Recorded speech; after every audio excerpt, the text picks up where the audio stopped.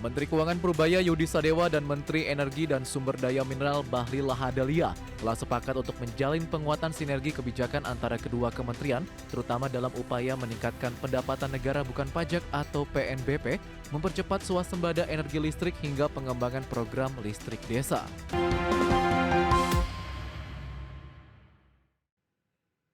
Pemirsa, Menteri Keuangan Purbaya Yudi Sadewa dan Menteri ESDM Bahlil Lahadalia sepakat untuk menjalin kolaborasi kebijakan bea masuk dan royalti sumber daya alam.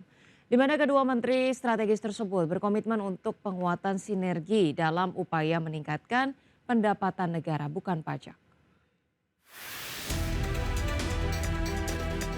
Menteri Keuangan Purbaya Yudi Sadewa dan Menteri Energi dan Sumber Daya Mineral Bahlil Lahadalia telah sepakat untuk menjalin penguatan sinergi kebijakan antara kedua kementerian, terutama dalam upaya meningkatkan pendapatan negara bukan pajak atau PNBP, mempercepat swasembada energi listrik hingga pengembangan program listrik desa.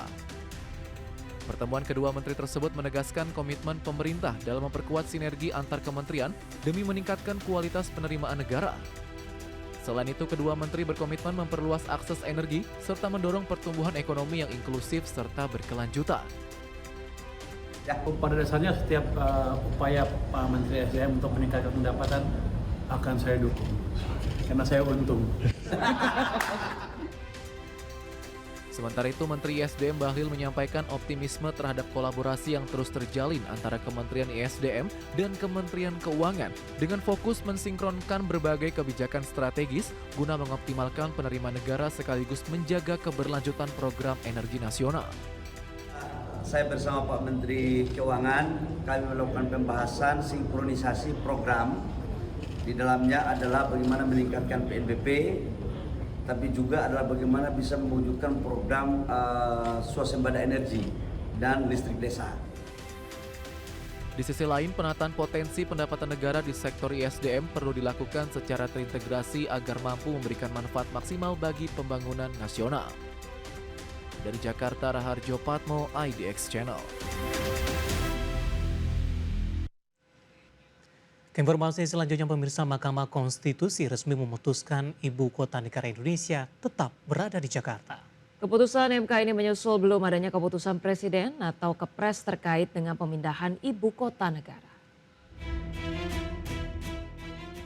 Mahkamah Konstitusi secara resmi menolak uji materiil Undang-Undang Nomor 3 Tahun 2022 tentang Ibu Kota Negara sebagaimana telah diubah dengan Undang-Undang Nomor 21 Tahun 2023 atau Undang-Undang IKN.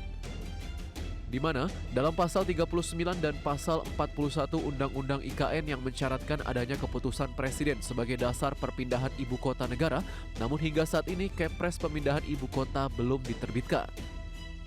Hakim Konstitusi MK Adis Kadir dalam pembacaan keputusan menegaskan selama keputusan Presiden berkenaan dengan pemindahan Ibu Kota Negara dari Provinsi Daerah Khusus Ibu Kota Jakarta ke Ibu Kota Nusantara belum ditetapkan, Ibu Kota Negara masih tetap berkedudukan di Jakarta.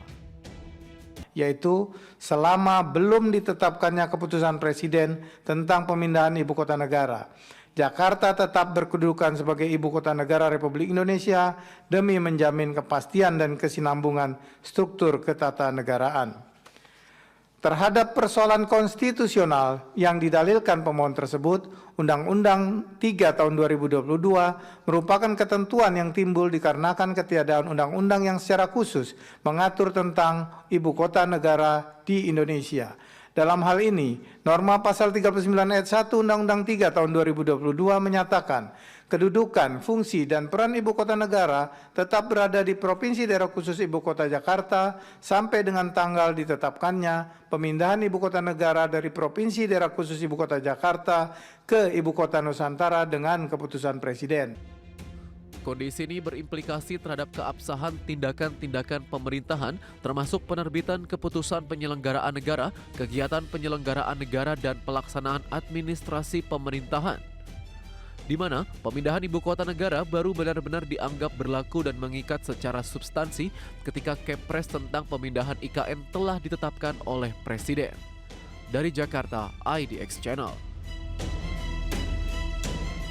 Pemerintah telah menetapkan kawasan ekonomi khusus atau KEK sektor keuangan berada di kawasan Provinsi Bali. Ya, di mana KIK Keuangan Bali ini ditargetkan menjadi pusat keuangan dunia atau Indonesia Financial Center. Menteri Investasi dan Hilirisasi sekaligus CEO Danantara Rosan Ruslani secara khusus meninjau pembangunan kawasan ekonomi khusus atau KEK Keuangan yang berada di Bali. Proyek strategis nasional yang dikemas dalam konsep kawasan ekonomi khusus ini akan menjadi kawasan atau hub pusat keuangan dunia, di mana pengembangan Indonesia Financial Center atau IFC sebagai langkah awal menjadi Bali sebagai hub sektor keuangan yang bisa membuka peluang masuknya investasi global sekaligus menciptakan lapangan kerja. Melalui kolaborasi pemerintah dan pelaku usaha, CEO Danantara sekaligus Menteri Investasi dan Hilirisasi ini terus mendorong penguatan Bali sebagai pusat pertumbuhan ekonomi baru yang terintegrasi, yang mendukung percepatan investasi, mendukung transformasi ekonomi daerah, dan memperkuat kontribusi pertumbuhan nasional. Tim Liputan IDX Channel. Kita awali dengan informasi pertama ya, David dan juga pemirsa, ini terkait dengan Presiden Prabowo Subianto kembali menegaskan akan memberantas praktik korupsi, penyelewengan, pungli, dan kecurangan yang berakibat merugikan negara. Ya, Kejaksaan Agung menyita uang sebesar 10 triliun rupiah lebih, di mana Presiden Prabowo menyaksikan tumpukan uang denda administratif dan lahan masalah kawasan hutan yang diselewengkan pihak-pihak yang tidak bertanggung jawab.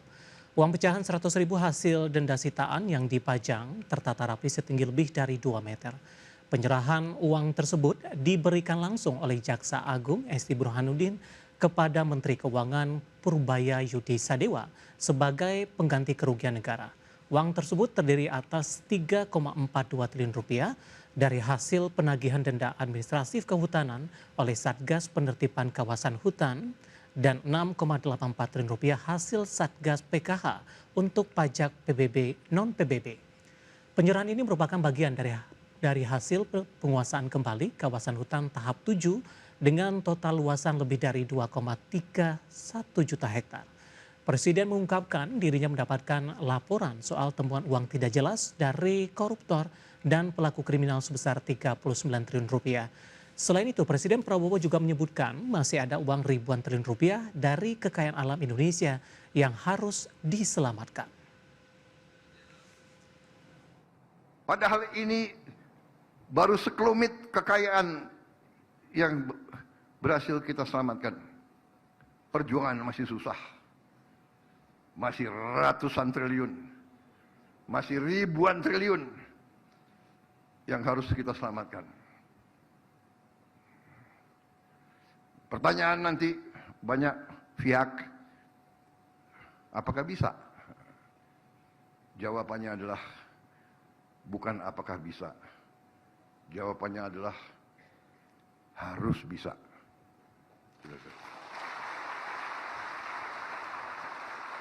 Ini bukan masalah mau tidak mau.